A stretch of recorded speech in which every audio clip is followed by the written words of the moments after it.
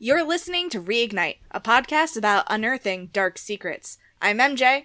And I am Matt, aka Stormageddon. And joining us for this episode is Jacob McCourt. Hi, thanks for having me. Thanks for coming. Thank you for joining us. This is your second outing on a certain POV podcast. You were previously a guest on Screen Snark. And you've actually done side quests, though you weren't on that as much as you were that, since it's just one host monologuing, in your case, about Kirby, which we share a very deep love of. I love Kirby so much, but this is not a podcast about Kirby. No, it's not. It is a podcast about Mass Effect. But before we get to that, why don't you tell the listeners a little bit about yourself and what you do, and then we'll give you the full plugs at the end. Yeah, so by day, I'm a marketer, but by night, I'm a content creator. And I have two podcasts, the Left Behind Game Club, which is a video game book club podcast that we've been doing for 3 years. We just did 100 episodes actually a few weeks ago. And I also started a new podcast called Cutscenes, which Matt did the kind of intro voice for, and it is a podcast about video game movies. So we just finished season 1 last week. We're planning season 2 for 2021, so it's been a lot of fun, and I am very happy to be on the show today. Well, thank you. Yeah, I was very flattered when you asked me to do VO for the intro, and it was so much fun to do multiple takes of that. I love how Cutscenes intro came out. The music is phenomenal, and the show is great too. Though I've only just started the Mortal Kombat episode, I'm way behind, and the unbridled hate for that movie is so unfair. Even though I'm sure it would be terrible if I tried to rewatch it now, because I don't think I've rewatched it since I originally saw it. We give our hottest takes on the show, and sometimes we're wrong, but I think in that case, Mortal Kombat has not aged particularly well. Yeah, I think you're probably right. Why don't you tell us a little bit about your Mass Effect experience, like how you discovered the game series, how long you've been a fan, that kind of stuff?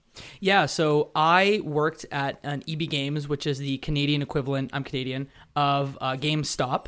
And so when I was there, Mass Effect came out, and I'm like, well, this game looks interesting. Like, I love sci-fi. I'm not a big RPG person, but like, why don't we give this a try? Fell in love and played the 3 games, 1, 2, and 3, like right after they came out. So I think help me out here. I think it was 8, 10, 12, or 8, 7, 10, 12 as far as years go. I think so. I think that that's sounds close. right. Yeah, so I played them, and I actually haven't touched the series since I finished Mass Effect 3 in like 2012. So I was super excited to go back and play Mass Effect 3 in part for this episode, because one, games have changed, but also I have changed politically as a human being. So looking back at my old choices, and also like living and breathing in the Mass Effect world as someone who has become more liberal over time, has been like a real eye-opening and fun experience. Yeah, that's pretty much the thesis statement of our podcast. Yeah, I mean, like, it goes beyond me just slowly falling in love with with Caden over several seasons. But it's this idea that what really interested MJ and I in doing this show is how our experience would feel different. For example, we'll get into this a little more in a minute, but the DLC we're doing today, I wrote MJ saying that I don't think I'd played it before, because I dropped Mass Effect 3 pretty quick after I had first played it. I just didn't love it then. But then the final section of the DLC, I was like, I remember this. So I've either watched this or I have played it, and I just don't remember it that well. I feel like the games are leaving a bigger impact on me now than they were back in the day, especially in that Xbox generation. I'm in the exact same boat as you, where I dropped it super fast and I couldn't remember if I played it or not. And not to give you my spoilers, but like, I was really happy with how it came out. But I digress. Well, before we get into it, why don't we talk about your ideal choices leading up to Mass Effect 3? In a perfect playthrough, what would you do? So I was thinking back to how I played it when I first played it, and like, I played it like Buzz Lightyear, where like I was dumb and a do-gooder, and I'm just like, people hate each other, but I'm Buzz Lightyear to infinity and beyond. Like, that's literally the way I played this game. So like, spared the Reignite Queen, I spared the Council, I spared Rex, I rewrote the Geth, and I destroyed the Collector base. And as a big, dumb Shepard oaf, I decided to romance Ashley and Miranda, because I'm sure like teenage me was like, they're attractive, so why don't I'm a pig. It's fine. I was a pig back then. But now I probably would have made like largely different choices. And then beyond that, I have this thing on our podcast where when we play story games, I like to like let my evil side out. And so for this playthrough, I decided that I was gonna like play it kind of renegade style. So that was a fun change of pace. Trying to be a really, really bad man that was only focused on myself was a fun exercise in this playthrough. That's really funny. You sound like I don't know how you can do it. Yeah, you sound like MJ and I when we talk about playing Renegade or having done Renegade playthroughs. It's like against our own will. It's like we're forcing ourselves to make those choices because most of the time, I think this playthrough for the series has been more dynamic. But I think in the past we were also very similar of like all Paragon all the time. Whereas now, like I feel like my view of the games have changed, and I am definitely more Renegade than I ever was before in this playthrough, just following the natural evolution of the choices I would make in those moments. Yeah. Like, there are moments where it makes sense, but I don't think I could ever be entirely Renegade, especially not in Game 1. Yeah, I think of the choice of, like, saving the council or, like, basically taking the council out and replacing them with all humans. Like that is a terrible, terrible thing that as a renegade I don't even think I would do because it is so like myopic and racist that I don't think I would do it. Okay, let's do the summary. Sorry, I'm just not used to things moving so fast. We've got an absolute profesall on the show today. That was really when concise. I said 3 minutes, I was like, yeah, 3 minutes, let's go. All right. So Shepard is sent to meet with Dr. Bryson, a scientist focused on discovering the true origins of the Reapers. Before he can reveal his latest discovery, he is murdered by his own assistant, who appears to not know or understand what possessed him to do such a thing. With Edie's help, Shepard discovers that there is a creature capable of killing a Reaper outright, and Bryson was determined to find it and recruit it for the war. There is way more stuff to this mission, but it was difficult to describe concisely. That's fair. I think what's interesting about Leviathan as a DLC is it really does feel integral to Mass Effect 3 as it exists as a finished product. In a similar way, like we were talking about how the Omega DLC last week or 2 weeks ago felt like it could have been its own game. Like you could have blown that up to be this kind of big epic. This feels, though also lengthy, integral to the Mass Effect 3 story, especially considering what it says when we get to it about the Reapers and their origins. Like, I can't imagine playing this game without this being included. And it wasn't in the shippable game. It wasn't in the original, which is interesting to me. Yeah, I always think of when I played through this, I was like, it reminded me a lot of like a sci-fi movie like Arrival or Annihilation, just because it is so self-contained and it tells a full story that I was honestly genuinely surprised at how much I enjoyed. Because I like I said, Matt, like you, I didn't remember playing it. Because I think if I would have played it, I would have remembered how impactful it was. Yeah, the same goes for me. I also really enjoyed it. I think that narratively it was better executed than Omega. I think that, as Jacob said, it tells an entire story. It has an arc. And it does lend to the full greater story of Mass Effect 3. It's important. Yeah. It reminds me of like what we talked about with Josh on a previous episode, how you could have a Prothean character and it not be in the shippable game, that it was DLC. This also feels as integral to the story that it's shocking to me that it wasn't part of the base game. The fact that now the game's been out long enough that it's irrelevant, but at the time it just seems odd that this wasn't part of it. I mean, I get it. I get that it's a side story that is integral, and so you can ship it later and the game could still feel complete. But I think also the biggest complaint about 3, and we'll get into this more towards the end of the season, is that it didn't feel like a complete game. It did feel like the whole game is the ending to the saga, which is great, but still the last moments felt incomplete. And I think it's because of some of the choices they made of what to and not include in the base game along the way.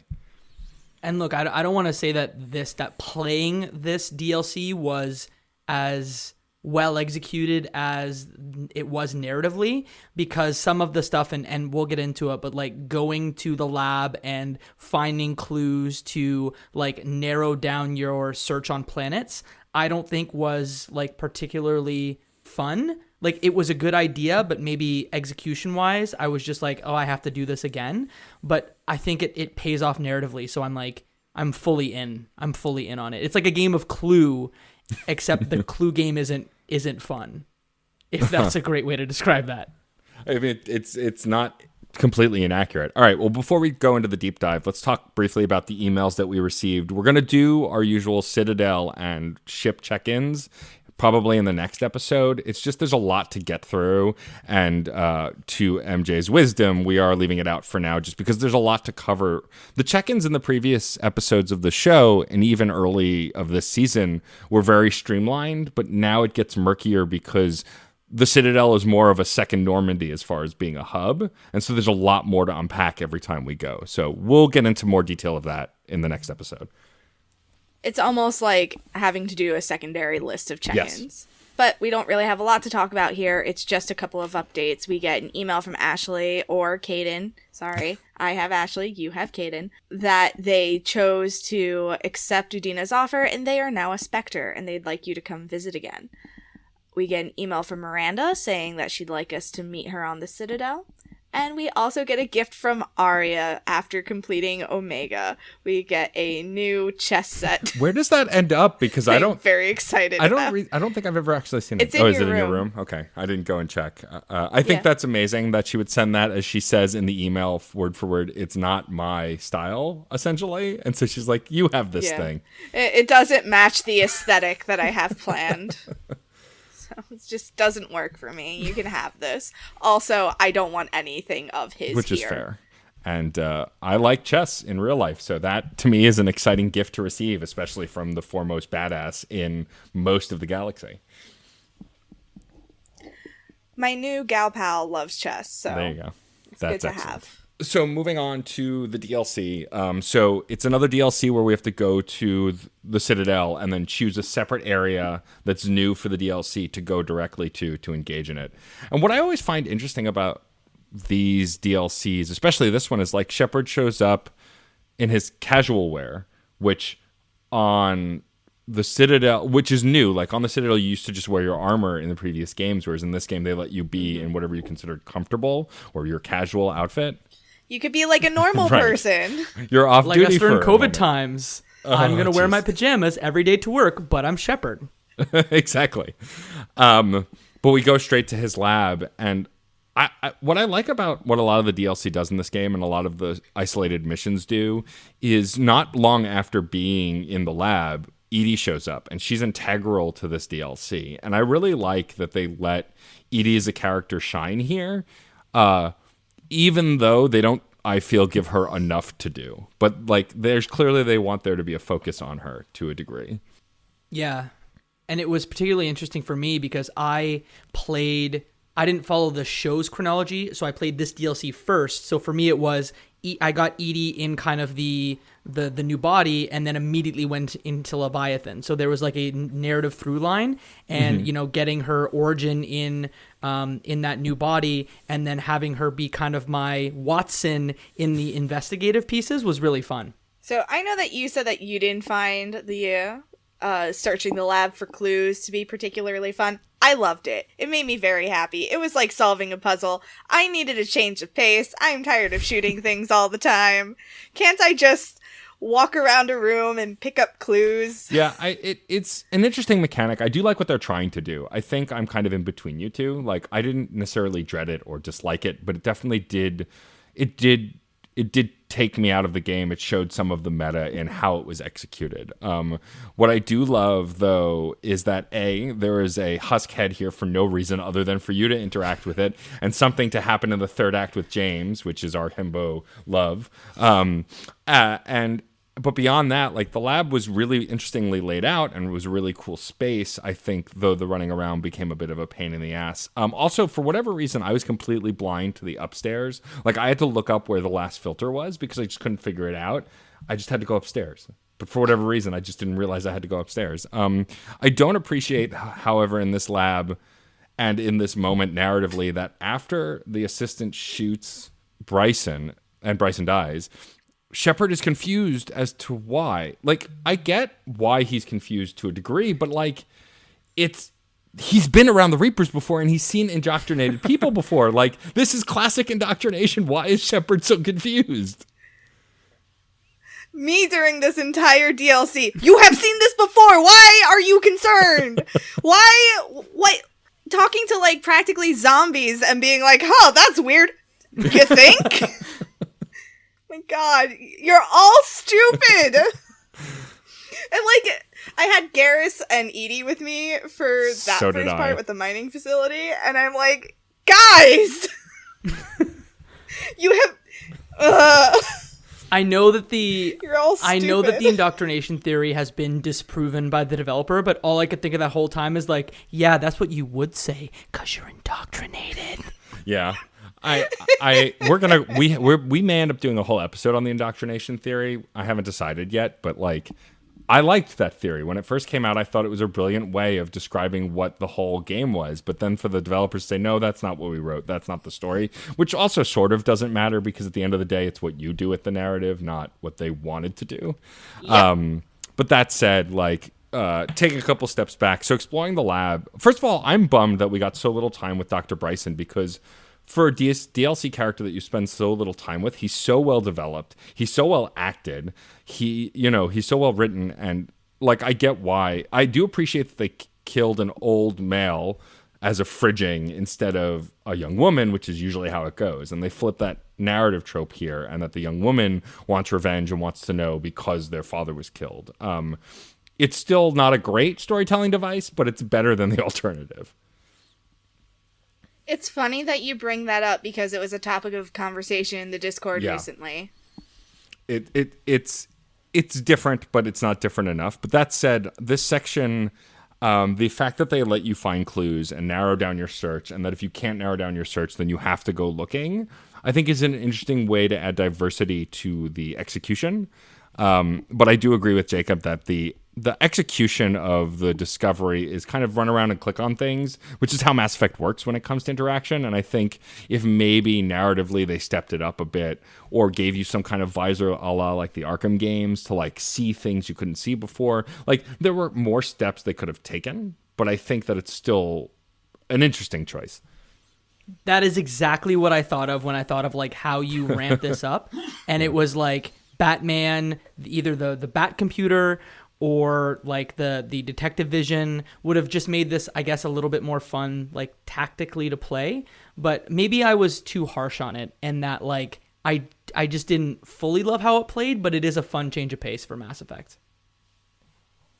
Alternately, if they had introduced a little bit more of a puzzle element, like when you had to find the decryption key, if you actually had to complete a puzzle to decrypt it, that might have upped it too, giving you a completely different feel for this section of the game. Yeah, that leads into, though, a problem with Mass Effect 3 overall, and one of the biggest complaints that a good friend of mine, my friend Matt, he is also named Matt, had about the Mass Effect trilogy is that it gets more simplified as it goes, which for streamlining the gameplay is great, but like there was puzzle solving in the first two games, like, you know, rotate, like the cylinder puzzle in, I think it's the first or the second game, and like moving stuff around, or, you know, how you hacked stuff, and they removed all of that from the third game.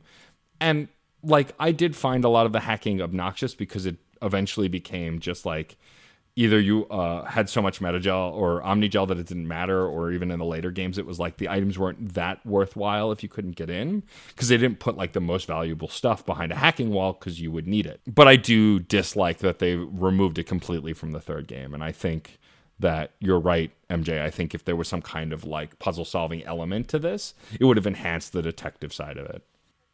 Harkening back to what you were saying about Bryson, Matt, it is a shame that we only get him for like 2 minutes, not even, because I felt really emotionally attached to him throughout this. Just from the conversations he had with Hackett, his readiness to believe everything that Shepard has been saying this entire time. He has his daughter's art from when she was a child, just like in his lab.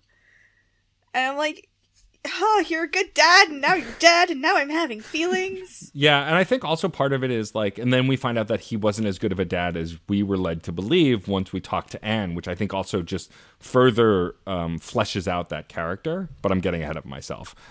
So in the lab, once we find enough clues, it narrows the field down to a mining facility where a protege of Dr. Bryson's may be in trouble. Garneau, I believe, is the name.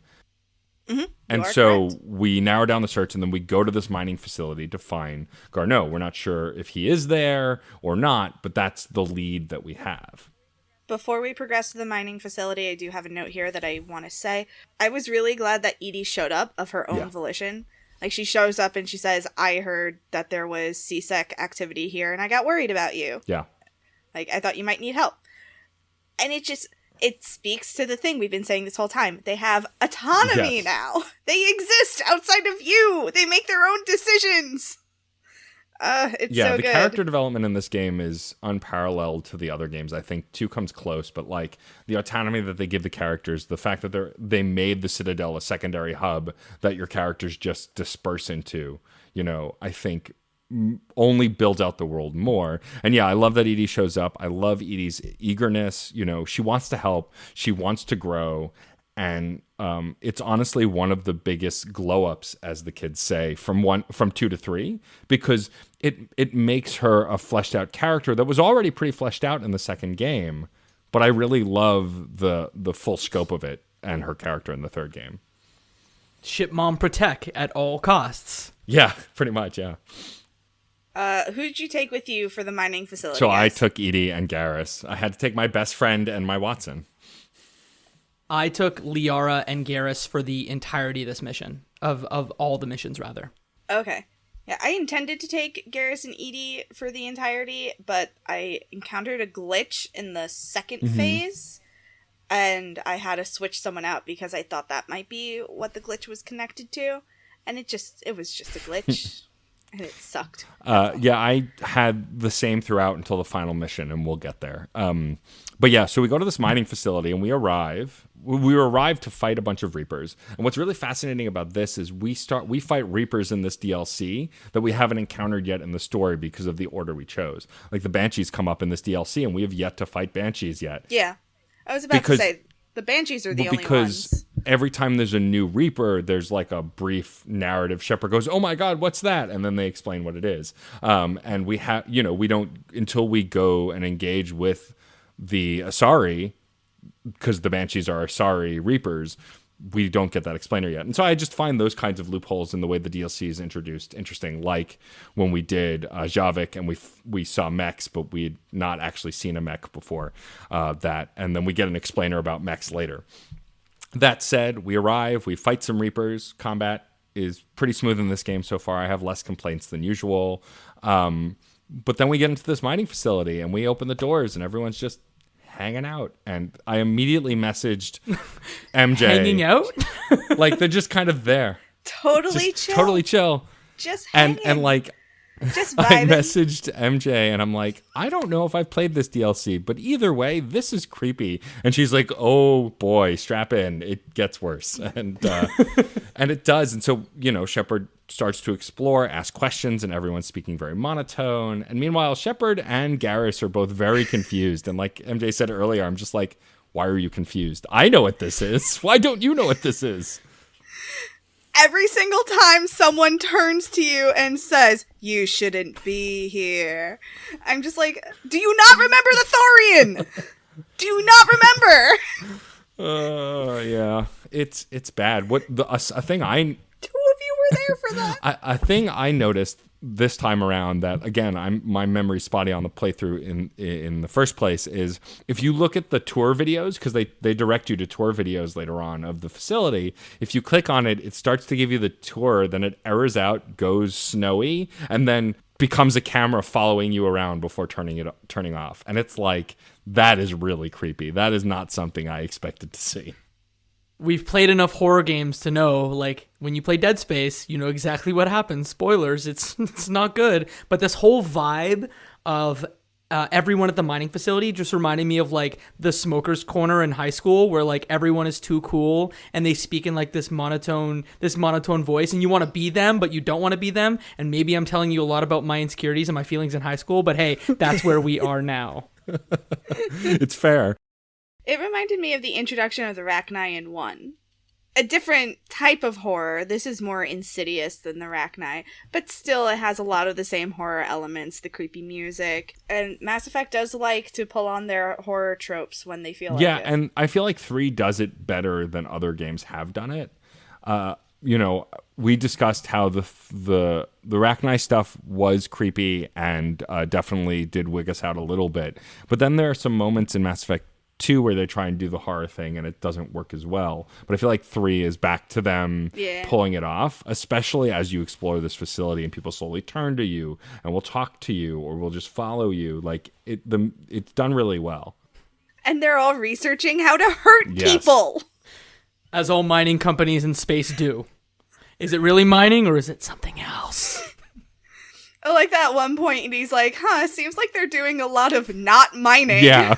I think it's interesting. Something I noticed here that I don't think I've seen before is when you go into the second room, Garrus will walk to a table and pick up a data pad and then put it back down, which I feel like the computer never really breaks away from you and interacts with the environment, but it happened there. And then Edie walked over to a table.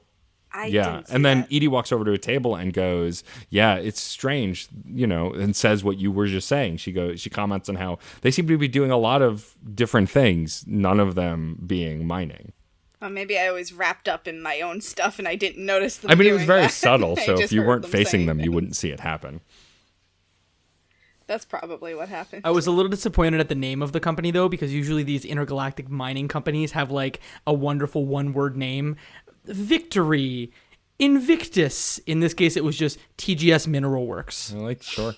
But that's so realistic. That's what they would be called in real life. But yeah, the atmosphere in the mining station is done very well. And then when we get to why we're here, when we get to Garneau, like that whole scene goes back to my favorite word to describe this game, cinematic, like him being in a darkened room and like talking while looking down. Meanwhile, the minute he started talking, I went, he's indoctrinated. Like the illusion was broken for me because I'm so experienced.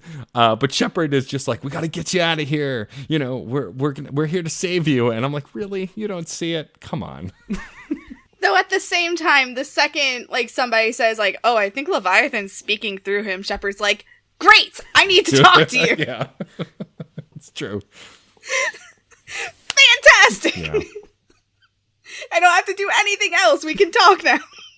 I can talk to the evil thing and tell it it's evil. I was grateful, though, that in this scene, when it ends and he shatters the windows and takes off, I thought it was going to be another on-rails runner, like when you chase down the spy on Mars, but it wasn't, thankfully. You could take your own pace. You weren't on auto run trying to dodge obstacles, so that was good. And then there's some combat as you chase him down, and like this does feel a little tropey, and I think something this DLC does lean into that you were mentioning earlier, Jacob, is that when it's being narrative, it's really great. But when it's being a game, it's falling just a little short sometimes because it just follows the predictable tropes that Mass Effect at this point follows. And like if you're enjoying the combat, then it doesn't really matter. But if you hit a point where you're kind of stuck or the combat gets more complicated, like the stupid repair drone thing that's in this DLC for no reason, like escort... video game industry, if you're listening, hello, Mr. Video Game Industry. Let me tell you that nobody... Mr. Video Game Industry is my father, please. Nobody enjoys escort missions. Nobody. They're never fun. Stop putting them in games. We had a turret section earlier that we bitched about with Jesse. Now we have an escort section. Like, this is very of the time, these kinds of missions. Yeah, I simply wrote, stupid escort drones. Meh. But I got my hands on the Reaper Blaster, and that thing was fucking tight. It was pretty awesome. I will need 12 of them. Can I please? I don't love that in this game they made the heavy weapons like a backseat situational thing. I liked having a heavy weapon that I could fire off a couple times, but they did make the boss battles childishly easy in the second game, so I get why they would restrict that. But it's a bummer that they're random. Like you should get one charge of it per mission or something, and you like have it from the get instead of finding it, firing it, and then it being done. Once we get through all those Reaper forces to find who I like to call Faux Garneau. Very good. Very well good. Done. A+. We find him desperately trying to protect an artifact similar to the one that we saw in Bryson's lab.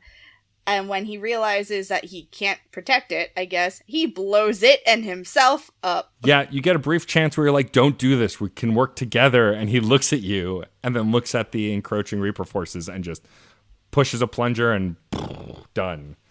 And blows up. And like, at that moment, you're just like, what the hell? And then, of course, you find real Garneau instead of faux Garneau, who had apparently been dead for quite a bit of time at that point. Yeah, that was the wildest revelation in, I want to say, maybe the second biggest revelation in this entire DLC, that like the crew of that mining facility had been indoctrinated and had forgotten 10 years of their life. Can you imagine how you would feel if you just woke up one day and you're maybe from a coma and you're like, hey, what year is it? Like 2010? Horrified. No, it's 2020. The world's on fire. Welcome. Yeah, that's... Absolute horror. That's my second greatest nightmare, and we'll talk about my first greatest nightmare in the latter part of the DLC. But yeah, they wake up, and like Garrus is like, wow, they're going to be in for a bit of a shock. A lot has changed in 10 years. Yeah, I mean, it was weird enough when we engaged in the second game about Shepard losing 2 or 3 years or whatever it was, and... Yeah, like, enough changed over 2 years. 10 years? Yeah, it's crazy. Ugh. They seem particularly horrified. But also, like, that revelation doesn't end up meaning anything. Like, it's just a story facet because we don't revisit the mining base. We don't get any information from the mining facility. But I guess it's also a clever way in the narrative to make the mining facility a non-option for more info. Is like, they've all been out for 10 years, so they won't be able to help you. We have to go back to Bryson's lab. Yeah, and also in the grand scheme of things, what else can you do? Yeah. There's not much else you can do there. Yep. You mean with the years they've lost, or just like tactically in the actual mining facility? In the mining facility, and also, like, you can't do anything about the fact that they've lost 10 years. You give that shit to psychologists and you move on. That's true. Not really Shepard's strength. But from here, since we hit a dead end, now we go back to Dr. Bryson's lab. I do like that in this DLC we have a home base that's not a typical home base. That it's someone's lab, it's a different space, and that we keep finding more things in that same space. The only thing that is unchanged is that husk head that will yell at you every time you touch it. Don't forget the plesiosaur. And the plesiosaur, yeah. I love that in this part, in this visit, that you mentioned the Loch Ness Monster, and then Edie corrects you, and Shepard's like, well, Loch Ness Monster is more fun. Mer, mer, mer, mer. Like, it's just cranky about it. Which made me think of one of my favorite John Mulaney quotes, which is, just because you're accurate doesn't mean you're interesting. Correct, yes. But so now we are on the hunt for Anne Bryson and finding clues as to how we can find her. Which is the daughter of Dr. Bryson. Do we ever hear Dr. Bryson's first name? Because I don't remember. No, I don't remember if he had a first name. No, he does. I mean, he does have a first name, but I just don't know that it actually was said aloud, which is fine. I think it's just very funny that... Matt, say some words. I'm saying some words. I think it's very funny that Anne Bryson is referred to by her full name the whole time, but Dr. Bryson... Like, she's Dr. Anne Bryson, but he's Dr. Bryson. It kind of shows that seniority, like, overshadowing thing that she complains about later in the story, which I actually think is interesting, if not intentional. Or, I mean, the patriarchy. Right. I mean, at the end of the day, that's why.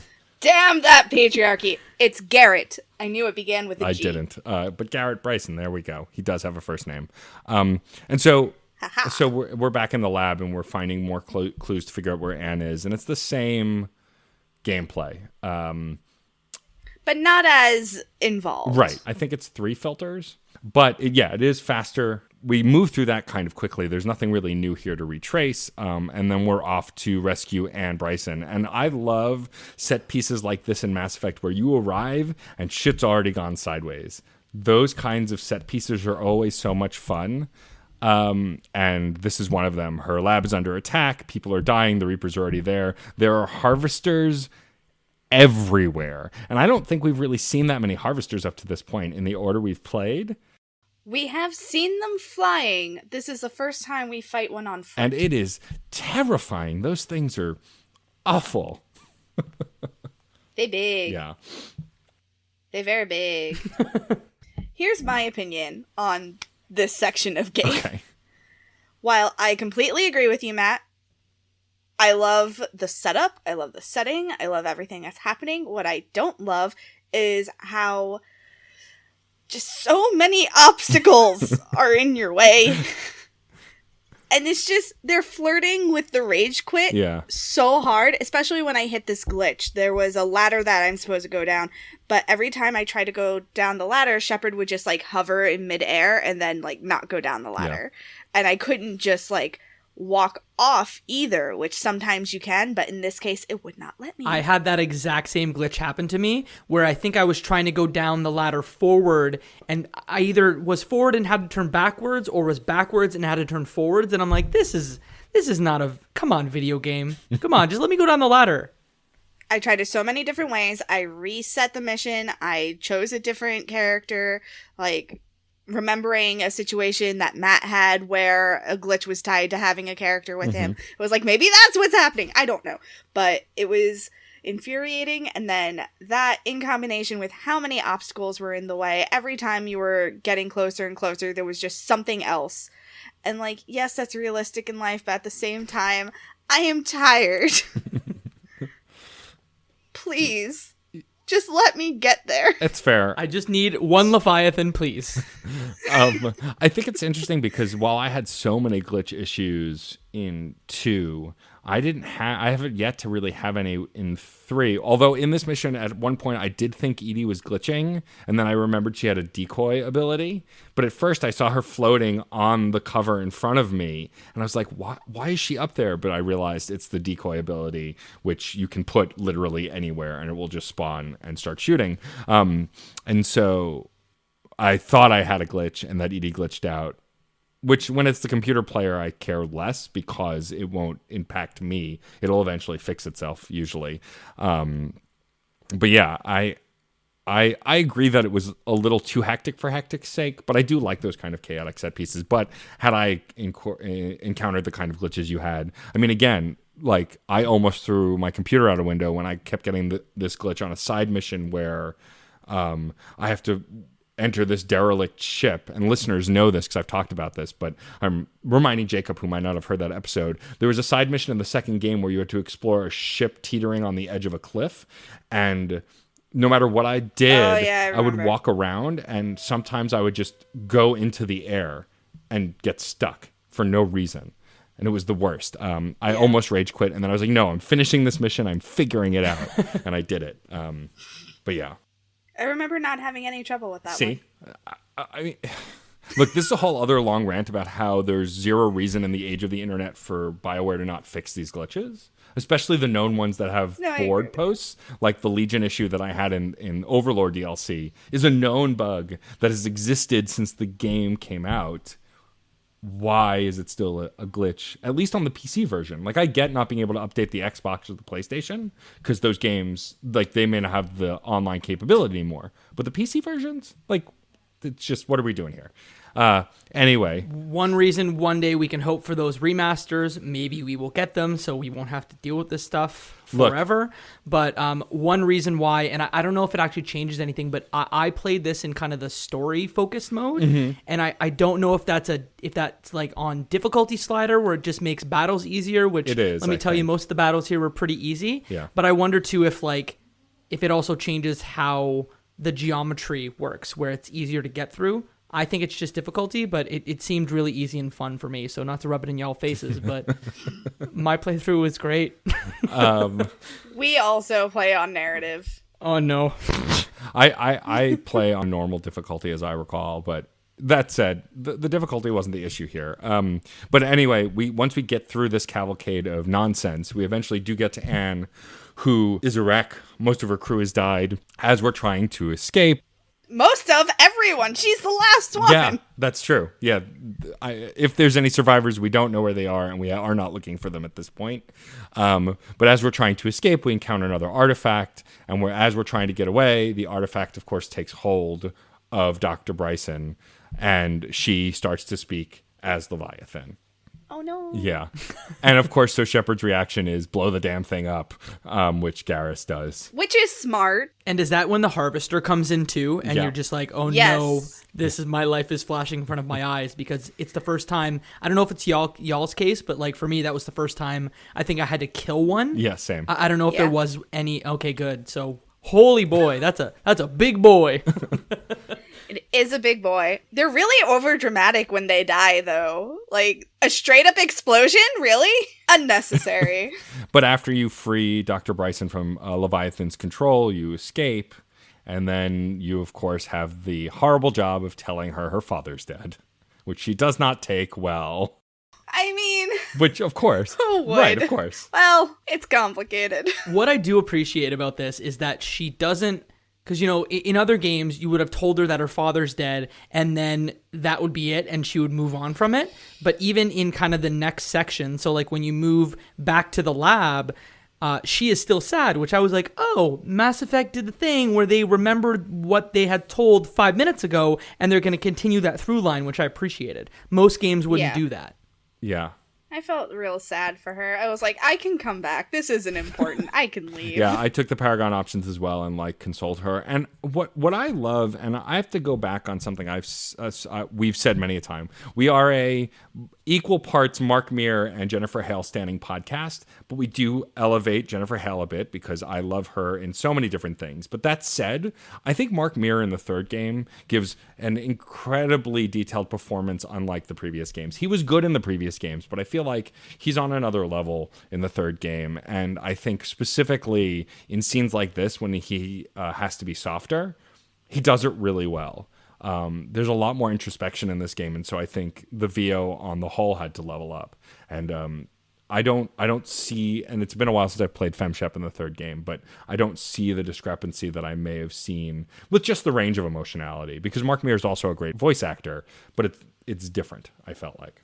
Yeah, it's writing. It's like they're a Ken doll sometimes, and they give like a very like Ken doll response to things. Terrible. Let's just go back to Buzz Lightyear. Like they give the Buzz Lightyear response, and it's writing, maybe not performance. Right. I really need to go back someday and play as FemShep, because that's one thing I haven't done, and I love Jennifer Hale. Yeah. And I should probably go back and play this trilogy as Jennifer Hale.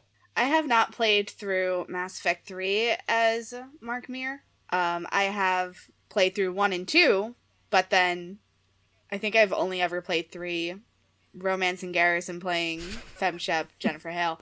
So I think I need to fix that. Yeah. Also, a slight side note, while we're talking about Jennifer Hale, she plays Maria Hill in the new Avengers game, and every time she comes up, I go, hey, it's Jennifer Hale. How you doing, Jennifer Hale? Because you're friends now? Because she liked your tweet that one exactly. time? We're besties now. So from this moment, after Anne pulls herself together, you walk around the lab some more and talk about what our next move will. And randomly, James is here. Hi, James. I do have a note about that, but I wanted to say it's really nice to get more context on the things in the lab through Anne's eyes, because to us walking through is just like it's data. It doesn't mean anything. But we find out that Anne is the one who followed and tracked the Reignite and saw a connection there. We find out more things about the different research that her father's been doing and why he's been doing it. So it gives context, it gives meaning, because what's the use of data without giving it meaning? Yeah, for sure. No, I agree. And I love that. And when we turn a corner as we're exploring the lab, that our favorite himbo is there just hanging out. And I love the interaction between him and Edie with the husk head, because the husk head is just there the first 2 times and you can interact with it. It screams at you and that's it. But the fact that they played it into the narrative, it wasn't just a goof for the Mass Effect fans. and that 98% sure he was just there so he could be like, we could take this, right? But like because Shepard never would have. My space hunk and my space husk. It's great. Yeah. It's like, and he's so excited about it. He's like, Shepard, have you seen this thing? And then it screams and he goes, ow. And it's like, Edie, you don't become a husk when you're bitten by a husk, right? And Edie's like, you should use some Metagel immediately. And then he does. It's just so good. I love it so much. Oh my god. It reminded me of a scene from Daybreak. Oh god. was very good. I have to chop off my hand because I was bitten by a ghoulie. Ghoulies aren't zombies! But I do like that. I have always had a weird relationship with James as a character in previous playthroughs. Like I said, I haven't played this game a lot, but because of how much I stan Freddie Prinze Jr. at this point, besides the fact, but also having spent more time with Inquisition and then spending more time with this game, I'm finding myself liking James as a character more. I think they could have done more with him, but he's not as bland as a lot of the other human characters have been in previous games. And I like that he's here and that he's a part of this narrative. I have always liked James. I also wrote down, aw, James being all supportive. He's such a true himbo. It's true. He's gotta be strong and polite. He's gotta be strong and polite. And what I really love about this moment is, like, you know, he's obviously there because his purpose for the narrative is he's going to restrain Anne when they interact with Leviathan. Because we decide as a group that the only way to find Leviathan is to trace the call, essentially, when he takes control of someone. And so James is going to be there to help out in case things go awry, because he seems to be able to control with superhuman strength anyone he's inhabiting to some degree. And so James is essentially there to play off you. So what I think really is interesting here is that in this cutscene, you're given renegade triggers to keep with the call, as it were, to the detriment of even Anne Bryson's health, to find exactly where he is. And you can stop it early by not taking those renegade triggers, which I took both of them. But what's interesting here is in the past, James has shown himself as bullheaded. He's shown himself as bullheaded before and like doing whatever it takes and not thinking. But in this scene, it shows his growth being around Shepard, because he's fighting you. Every time you take the renegade trigger, he's like, this isn't okay, Shepard. We can't keep doing this.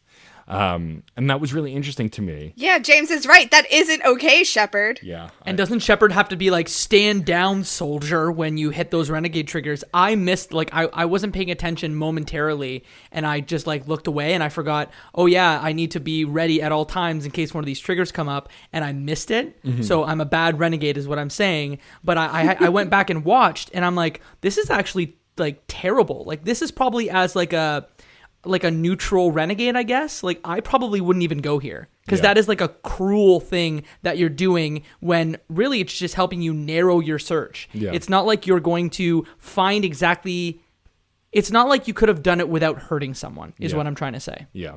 No, I took them both, and the logic for my Shepard is, and I think I'm leaning into some of the stuff I did in the second game, is my Shepard has become obsessed with finding this thing, because whatever it is, it will help. And I am in an uncomfortable and panicked place about the Reapers, because we could all die. And so in a moment, I gave into putting my foot down. And then the minute I said the word stand down, soldier, I, as Matt Shepard, felt bad. And I even paragoned it after that, like, kind of like, we got it. And I think it complicates my feelings about Shepard as a person. And I think I played into that confusion in this moment. And it felt natural, even though it was bad. It was definitely bad. Okay. I did not take any of them. Does Anne become incapacitated? Like, what happens if you take the triggers? No, she gets up afterwards. So her nose starts to bleed. She does pass out. And then James helps her up when she regains consciousness and takes her. James annoyedly is like, all right, whatever. You got what you need. I'm taking her to the medevac. Yeah, we're getting out of here. And then just leaves. And it's like the first time I've really seen James cross with me, because usually he's pretty lighthearted or game for whatever. And so that left a mark. It had an impact. And I think his inclusion in this moment of the story was super integral and worked really well. I think that James's reaction is very much because he cares about people. He's very empathetic. And he had a situation where he had to let people die once, and that really impacted him. It hurt him a great deal, even though he knew that it was the right choice to make. So I think for him, if somebody's going to get hurt, it has to be the only choice. And if you can make another choice, I think for him, why would you let someone get hurt if you could make another choice? Yeah, no, I think you're absolutely right. That said, though, going to the next part of the mission to confront Leviathan, I brought Edie and James with me because I felt bad and I wanted to show James that it would be worth it, even though it was not necessarily maybe the best course of action.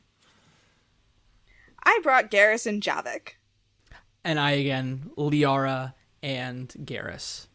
So this part of the mission, so you're flying to where Leviathan's supposed location is, and of course there's a mystery EMP pulse that makes you crash. Now you're stranded. Oh no. You know, it's just kind of predictable. Like, I get why they do it, but I was just like, could there really be no other reason why other than a random disablement of the Kodiak? Like, why? Cortez is pulling like double duty here. He had to like communicate to you about what was happening in the last mission, and then here he has to execute a whole bunch of repairs, or maybe I'm doing this backwards, but like he's really pulling double duty here. Yeah, I mean, originally the Kodiak's supposed to go underwater because apparently it's equipped for that. But that doesn't happen. Instead, we fight a ton of Reapers. Oh, I have a question for y'all. So before you fight the Reapers, you can explore this derelict camp that's really creepy with lots of orbs in it. You can destroy the orbs. Did you destroy every orb you saw? Because I did. I destroyed everyone that I saw, but I don't know if I destroyed all of them. Yeah, I think I only destroyed one of them because I was like, ooh, shiny thing. And anytime I saw one, I destroyed it. Yeah, no. But I didn't go hunting. I looked in every tent. I checked every place. I destroyed all of them, which doesn't get you anything. It doesn't even seem to matter that much. And there end up still being more in the cutscene later.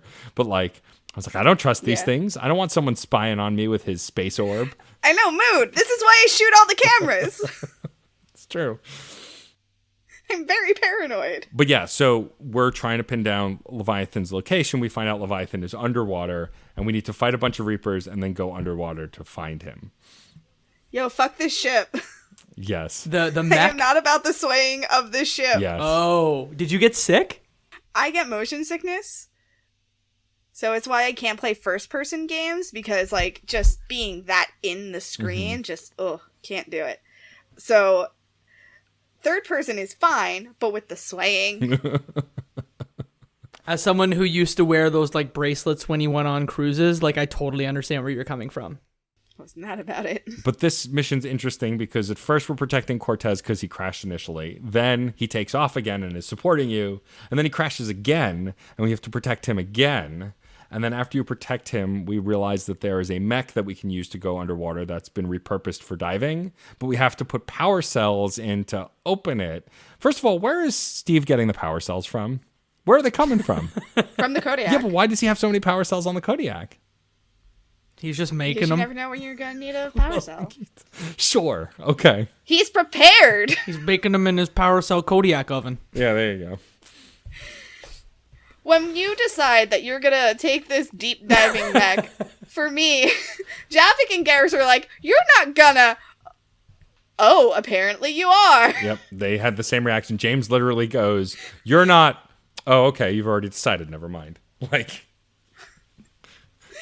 yeah, your party is extreme. And They're just like, it's old and it's barely being held together. And don't at one point they're like, yeah, we're not sure it's fully sealed up. And Shepard's like, nah, I got it. It's fine.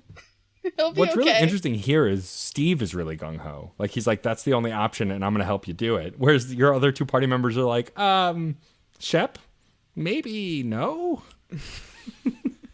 In my boyfriend's defense, he probably does not like his partner diving to their death. Yeah, and like, so from this scene on, once you jump in the diving mech, like the loading screens where you're falling and that's the loading screen. I remember those distinctly, but this is the second nightmare of this mission. My first ultimate nightmare is isolation underwater. Like, I've had actual Deep ocean. Do not want. yeah, like I've had actual nightmares about that. And so like making my Shepard do this, it was a little rough for me at first. But then once you hit the ground and you get to look through the mech in first person, it's actually so cool and so well done, and the atmosphere is so well made.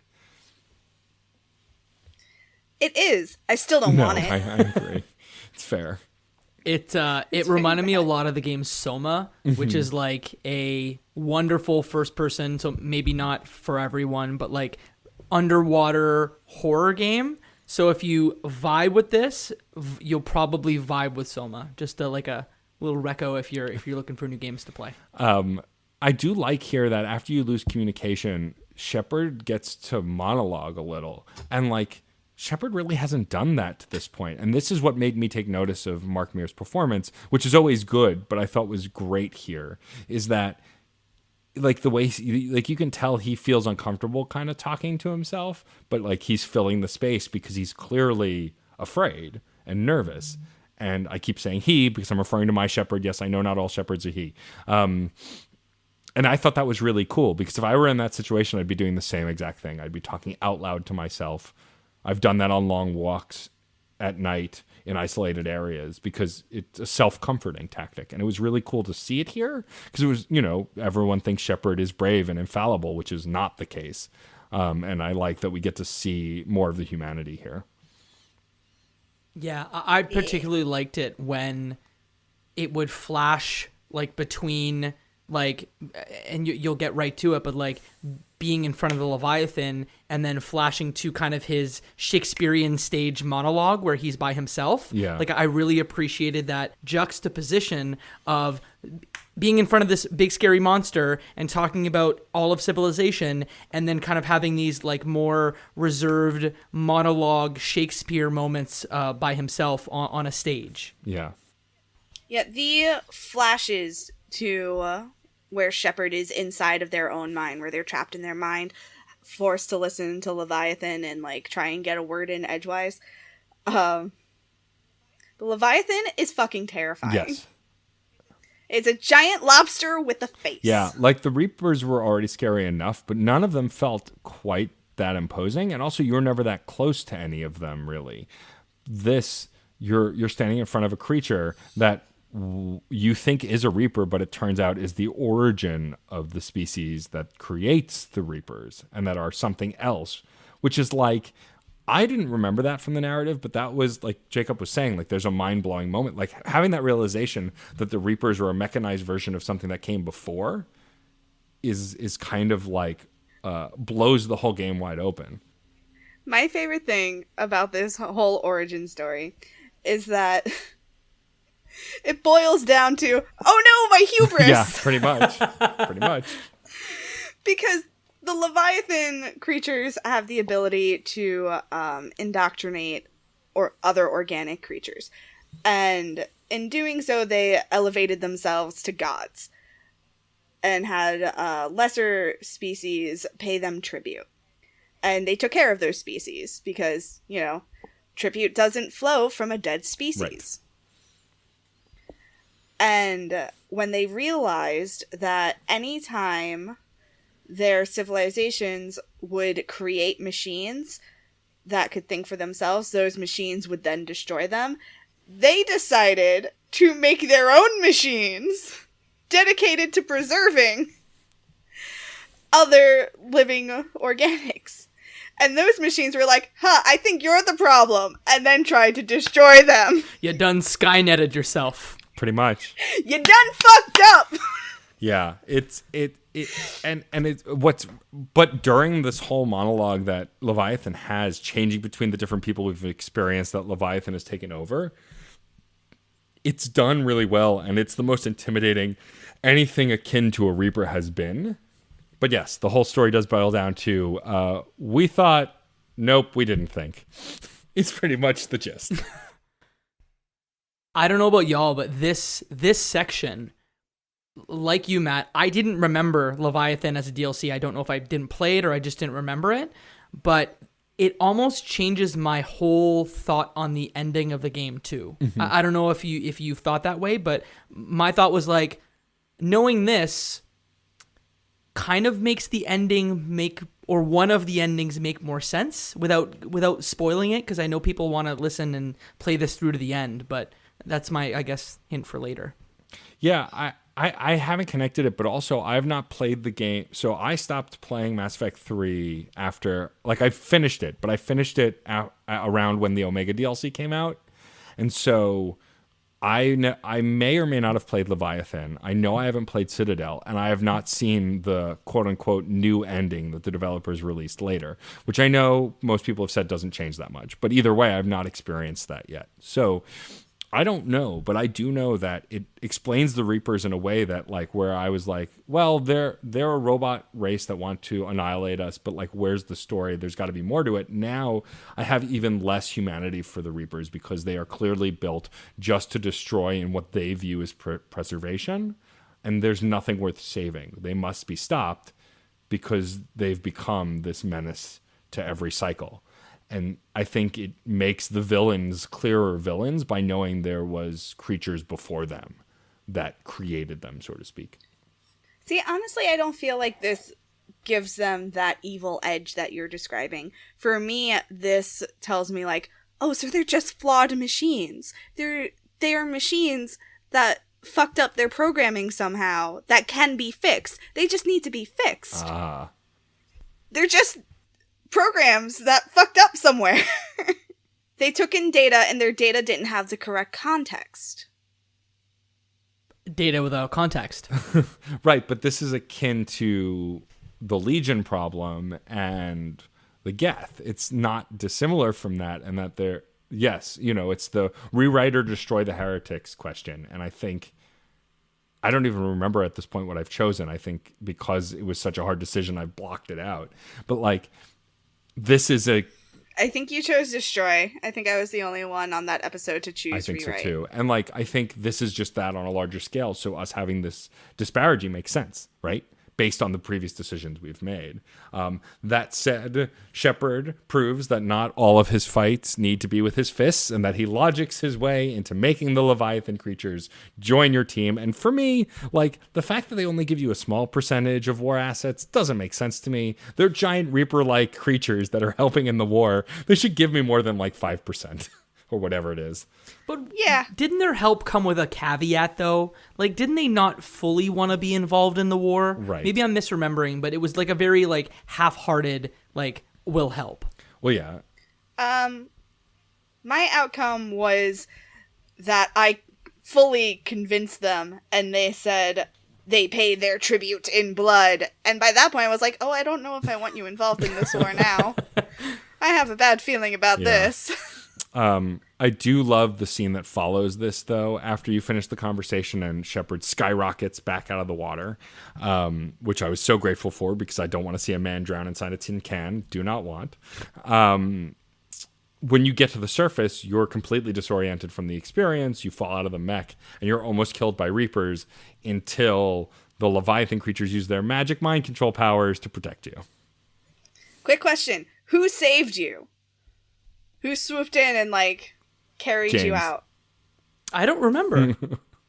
Garrus. Of course Garrus saved you. He's your boyfriend. I hope it was Garrus. Of course Garrus saved me. He's probably so worried about his girlfriend. That moment, though, did make me feel better about, like, I worry, like I would with any real life friend. I was worried about my friendship with James after the actions I took. The fact that he swooped in to save me so quickly, showed that he still cares, even if he's pissed at me, which is always reassuring. But yeah, the Leviathans turn one of the Reaper brutes on the other to protect you so you can survive. And then they, as you're trying to escape, a Reaper enters the atmosphere and they take the control of the Reaper and bring it down into the ocean. And it's just a really cool series of cinematics that happen that show you the extent of what these creatures are capable of, and that they might be more powerful than the Reapers, at least one-on-one. I'm sure it'll be fine. Yeah, it'll all work out. It'll be great. We just invited these godlike aliens who have the ability to indoctrinate and also murder Reapers to join the war and come out of hiding. I'm sure nothing bad will happen to us after that. I also love that after the mission, you immediately go and talk to Hackett, and Hackett's just like, great job. Like, he's not astonished. He's not freaked out. He's just like, good job, soldier. And I'm like, dude, Hackett, what have you seen, man? You solved an age-old mystery. Congratulations. Well done. Yeah, pretty much. You got a pat on the back. Basically, that's it. And then that's it. That's it. And so that's Leviathan DLC. All in all, I really like this DLC. I think with my minor complaints as a whole, I enjoyed it more than Omega. I think the problem with Omega is it was too long to be a DLC and too short to be its own game. Whereas Leviathan, I feel like, is the perfect length for DLC for something like Mass Effect. It feels it feels self-contained, like Jacob was saying, like it's its own narrative, but it also didn't drag itself out in a way that felt like it was taking forever to complete. Yeah, I think it took me like 3 hours to play through, and to me that's an evening's game time. So I really appreciated the self-contained nature of it. Yeah, and I like when DLC does that. I've recently went back, as of when we're recording, and played the Control AWE DLC, which links the game Control to Alan Wake, 2 games that I played for the first time this year and loved. And it was just the right amount. I didn't feel like it was too short. I didn't feel like it was too long. It was just enough of a tease to make me be more emphatic for Control 2 and Alan Wake 2. And I feel like Leviathan is the same kind of DLC. Like the 3 hours is kind of just perfect for the length of what I wanted from something like this. I agree. I really loved it. It was super good. I would play it again. And seriously, this changed my perception of the ending of the game. So what I'll probably do in the next week is watch the kind of Leviathan talky talk bits again. Yeah. And then watch the ending and see. And again, you can cut all of this if you don't want me to talk about the ending. No, it's fine. But I am definitely going to go back and watch that and then watch the ending and see what I think. No, that I would love for you to report back and let us know either in the Discord or on Twitter. I'd be curious. If you do it on Discord, just use the spoiler tags. I will. Yes. All right. Well, shall we dive on into Fandom Corner? Yes, Fandom Corner. Let me get some more accurate. You like what I did there, right? Dive in, like the diving mech. Yes, you're very I'm smart. so smart. While we're waiting, can I make a submission? This is not a Fandom Corner submission, but just something that I couldn't get out of my head while listening to the show. Sure. Yes. Admiral Dadderson, the Dadmiral. That's all I have. Thank you. I'm surprised we didn't make that I'm surprised joke. too, but that's great. I feel like maybe I you don't did. know. Maybe you got lost. Either way. But maybe that could be a new shirt. Yes. The Dadmiral. The Dadmiral. The Dadmiral.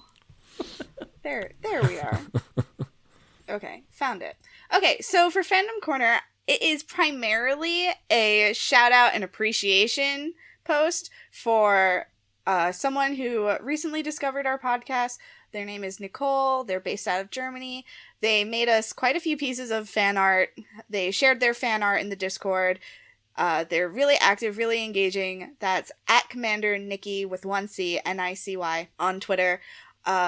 They tweet a lot of really great things. They did a YouTube video talking about Andromeda and how it was a fine game. It was a good game, but because of a lot of pre-existing bias regarding the Mass Effect series, people were harder on it than they should have been because they had different expectations. Things like that. Follow Commander Nikki on Twitter.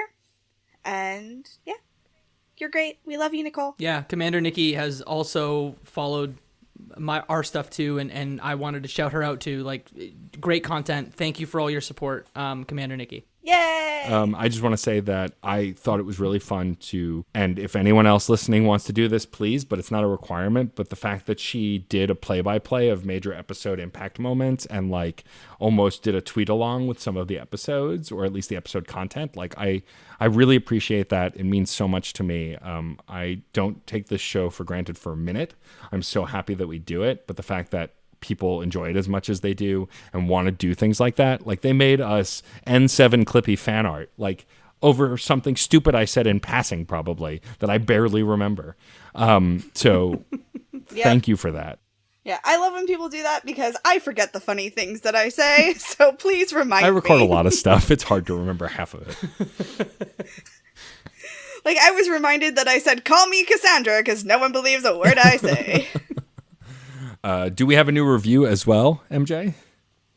We do! It came in while we were recording. Excellent. Why don't you read it for us?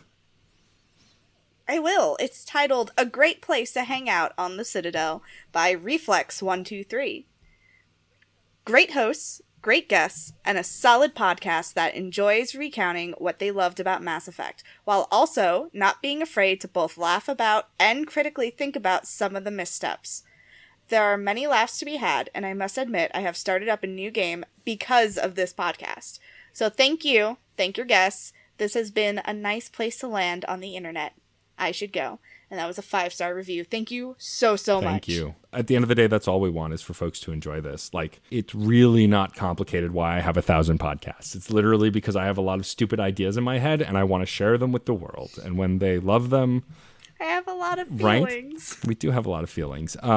But thank you for that. I really appreciate it. If you like the show and would like to share your feelings with us, please write us a review and we will read it on the show. We try and catch up on those whenever we can. Or you can send us an email. You can send us an email. If you're in a country where you're afraid we may not see your review, you can send us an email. We'll cover all that at the end of the show. But that is it for this show. We are going to do, in the next episode, we're going to get to see my girlfriend, Jack, at the Grissom Academy with our good friend Josh Kostler. You may remember Josh. I need to complain. Uh-oh. Is it about Josh? I need to complain No, it's not about Josh. Josh is perfect and has never done anything wrong in his entire life. My complaint is with you, Matt Storm, for booking Josh, Jesse, Jacob, Josh. You can't get away from the J's. Like, which one are you again? Are you Jacob? Are you Josh? Who are you? God damn it, Matt. Anyway. For the record, for those listening, to advocate for myself, I send the list of episodes that my co-host made to our guests, and they pick what they want. So all the J's picked those episodes. So blame them, not me. The J's got to stick together. That's true. I'd much rather blame you. But yes, our next episode is going to be Grissom Academy. It's going to be with the incredible Josh Kostler, who DM'd our live play RPG version of Mass Effect that we did a little while ago at the end of season 2. And I'm excited to have Josh back on the show, and I'm excited to see my girlfriend. I've missed her. I hope she missed me. Look, you got to talk about your boyfriend so much. We're not talking about Caden right now. We're talking about Jack, my current still girlfriend. I'm just saying. I'm just curious how he seems to be doing well. He doesn't like wearing a shirt. And I'm not complaining. Anyway. If you like what you heard here, you can follow us on social media. We're at Reignite Pod on Twitter, Tumblr, and Instagram, facebook.com/reignitepod, or you can send us an email at reignitepod@gmail.com. Don't forget to rate and review and subscribe on your favorite podcatcher. It helps us get seen so other people can We're also members of the Certain Point of View podcast network. You can visit certainpov.com to find more nerdy podcasts, each with a unique point of view. You can also find a permanent invite link to our Discord server and join in the conversation.